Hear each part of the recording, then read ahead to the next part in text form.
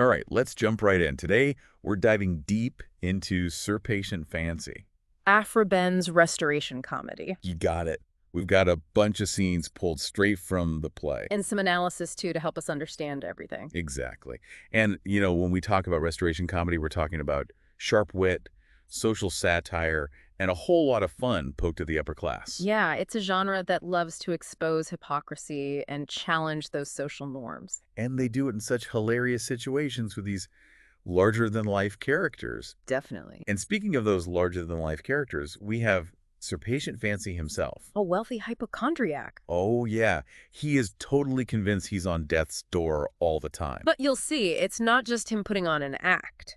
Oh, interesting. Disguise and performance are kind of woven through the whole play. Oh, okay. You see it in Lady Fancy's little schemes to hide her affair. Oh, got it. And even in those younger characters figuring out what society expects of them. Oh, I love Lady Fancy. She is a character, she's got Sir Patient wrapped around her finger. Totally. She uses his obsession with his health to her advantage. Yeah. It's a brilliant example of how Behn uses humor to expose the power dynamics in a marriage. Yeah. And it shows those constraints put on women back then. Makes you think, huh?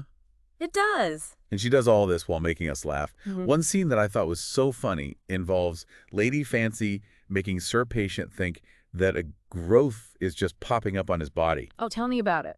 as a distraction to get her lover out of sight. Classic. A classic farcical situation. It is. And Ben's dialogue, it's so sharp. Yes. Keeps the energy up and the humor flowing. Totally.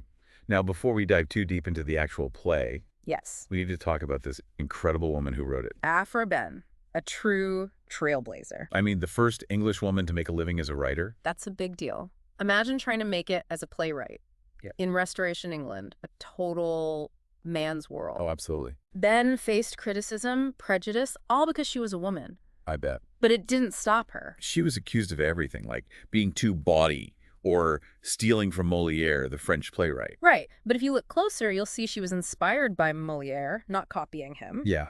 Adapting his stuff to fit her own style. Right. And, the English theater scene. That makes sense. It was common. Right. Yeah. Borrowing and adapting from other playwrights. Oh, yeah, definitely, for men and women. Exactly. So it's totally clear that she was judged differently. Oh, for sure. And instead of backing down, she just addressed it head on. Yep, defended her work. You see it in her address to the reader. You go, girl. Her courage, her commitment, it paved the way for so many women writers. It really did. Okay, so with all that in mind, let's dive into the plot of Sir Patient Fancy, this tangled web of love affairs. And mistaken identities. Oh, so many. Yeah. We meet four main couples, each one, searching for love and happiness. Amidst all those societal pressures. Oh, yeah, and expectations of Restoration England. Yeah. We got Sir Patient and Lady Fancy. She's much younger, Her desires go way beyond her hypochondriac husband. Then we've got Isabella, Sir Patient's daughter. She's totally in love with Lodwick Knoll. And his sister, Lucretia. She's smitten with Leander, Sir Patient's nephew. Right. And to make it even crazier, there's Sir Credulous Easy, a bumbling country knight. Oh, he's a fun one. He gets thrown into all this romantic chaos. Then Behn just throws in all these mistaken identities, misunderstandings that are hilarious, and classic bedroom farce scenes. It keeps you on your toes, keeps you guessing what's going to happen next. Oh, yeah. But beneath all those laughs and absurdity, Yes. Ben's critiquing those social conventions over time. You'll see it. You'll see how she uses these over-the-top situations to show just how hypocritical things were around marriage, infidelity. Just societal expectations. Some of it. She often pokes fun at those double standards put on men and women. It's a play that's funny and smart, leaving you thinking even after it's over. So are you ready to meet the characters? Let's do it. Are you ready to see how crazy this all gets? Let's step into Sir Patient Fancy and see what Behn has in store for us. I'm so excited. So we talked about Aphra Behn, this amazing playwright. And the whole scene in Restoration England. Right, but now let's actually get to the play. Okay. Like, picture this. You're in the audience. Yeah. And the curtain rises. Uh-huh. And there's Sir Patient Fancy surrounded by doctors. With all their potions. Oh, yeah. And he's complaining about his latest ailment. Which, this really sets up the whole thing. What do you mean? Sir Patient, he's a hypochondriac. Right, right. Like, he's not really sick, but he thinks he is. Oh, I see. And that just opens up all this comedic potential. It's like those old medical pamphlets. Right, Yes. exactly. With their crazy cures and strange diagnoses. Yes. Yeah. It makes fun of Sir-Patient, of course. Right. But it also pokes fun at medicine back then. I love that. Okay, so while patient is, freaking out about his health, His wife, Lady Fancy, much younger wife. much younger, right. Yeah. She's looking for a little more fun in her life. You mean like excitement? Yeah, exactly. Remember how we talked about disguise? Yeah. Well, this is where it gets interesting, especially with her lover, Whitmore. Okay. Lady Fancy has to be super sneaky, right? I bet. Because she needs to keep the whole thing secret from Sir-Patient. Makes sense. He's always watching. Always. So she actually uses his hypochondria to help her. Oh, wow. Clever. Oh, she's clever. Like, she'll use his anxiety as a way to cover her tracks. That is smart. There's this one part where she convinces Sir-Patient that a growth is, like, appearing on his body. Wait, what? And she's doing all of this to hide Whitmore. Oh, my gosh. That's amazing. It's brilliant. Talk about resourceful. It really shows how Behn kind of flips expectations. How so? You'd think the wife would be, more submissive. Right, right. But Lady Fancy, she's in control. She's witty, she's cunning. And she's not the only one breaking the rules, right? Nope. What about Isabella and Lodwick and Lucretia and Leander? They're all trying to find their own way to love and filthiness, Yeah. even if it means going against what society says. I can see that. It's about personal desires versus expectations. Exactly. And that's something we still deal with today.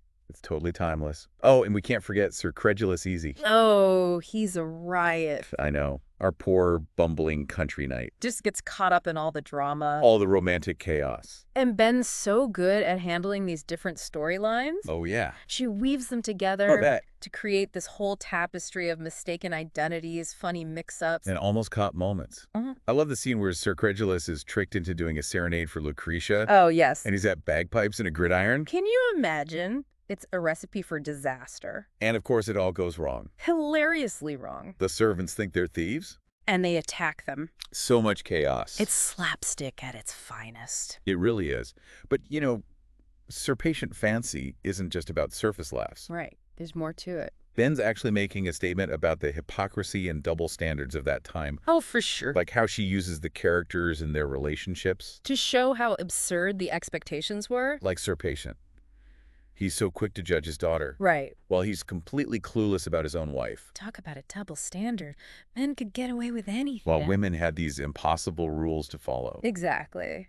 And Ben, she doesn't shy away from that. That's what I love about her writing. She uses those witty lines and over-the-top situations. To make us question those norms. Yes, to see the hypocrisy in this so-called polite society. Right. And she does it all with so much humor and charm. It's amazing how she balances that. You can't help but get swept up in the play. I agree. It reminds us that great comedy can make us laugh and think. Sir Patient Fancy is such a good example of satire. Using it to expose flaws in society, challenge things, but also keep the audience entertained. It's both a fun romp. And a commentary on relationships and those absurd social conventions. Absolutely. So we've seen the humor, the satire, Yeah. the social commentary, but what makes it so timeless? That's a great question. Why are we still talking about this play, centuries later? I think it's because of those timeless themes. Love and marriage, Yeah. infidelity, Oh, hi. and those expectations society puts on us. Right. Those are things we're still dealing with, even if they look different now. It's so true. When you see Sir Patient getting all worked up over nothing, you can't help but think about How we are today. all our obsessions with health. We're busy all the time. Like we're Right. hiding behind it. Yeah. And then there's Lady Fancy wanting more, wanting control. Outside of her marriage. Yeah. That's something that speaks to so many people, no matter the time period. I think Ben was showing us human nature. Exactly. How some things just never change. No matter what. But there's something else I think is really interesting in this play. What's that? It's that whole idea of performance and disguise. Oh, yeah, we touched on that. We did, but I think it's worth spending a little more time on. Definitely. It's like the play itself is a stage within a stage. Whoa, that's deep. The characters, they're always putting on an act, hiding what they really want. Right. They're playing these roles that society expects of them. I see that. Like Sir Patient, he's so into playing the part of this rich, upstanding guy. The alderman. Yes. He becomes totally blind to what's going on around him. Even his wife cheating on him. He's stuck in this performance. Can't see past the image he's built. And then there's Lady Fancy. She's also playing a part. Oh, yeah. But she's doing it so much more. Deliberately. Yeah, yeah. And she's using her intelligence, her charm. To manipulate everyone around her. To get what she wants. She's turning those expectations upside down. That's right. And those younger couples. Like Lodwick and Isabella. Yeah. Yeah, they're trying to find love and happiness in a world where marriage isn't always about that. You mean it's more about status, money? Exactly. You have to play the game, too. Right. To fit in. It's like everyone in the play is wearing a mask. Right. Hiding their true selves. Okay. And Behn uses this to show how fake those social rules are. Yeah. How we all perform these roles just to be accepted. I love that. It adds so much more depth to the humor. Because you're laughing, but you're also seeing yourself in these characters. A little bit, right. Exactly. And that's why Sir Patient Fancy is still relevant. It's not just a funny play. It makes you think. Yeah, yeah. Makes you think about the roles you play in your own life. Right. Those masks we all wear. How society shapes us, even if we don't realize it. That's deep. Mm. So as we're finishing up this deep dive into Sir Patient Fancy, I want to leave you with something to think about. Are we all just actors on a stage following a script? A script written by society. Yeah. Or can we break free from that? Live how we want, be who we truly are. That's the question, right? It's something to consider, for sure. And maybe looking at Aphra Behn's world, And her characters. it can help us understand ourselves a little better. I think so, too. So Her Patient Fancy, such a funny and smart play. Aphra Behn's voice. Her wit. They still resonate today. Absolutely. I hope this deep dive has inspired you to check out Aphra Behn's work. Yeah. See what restoration comedy is all about. Until next time, happy reading.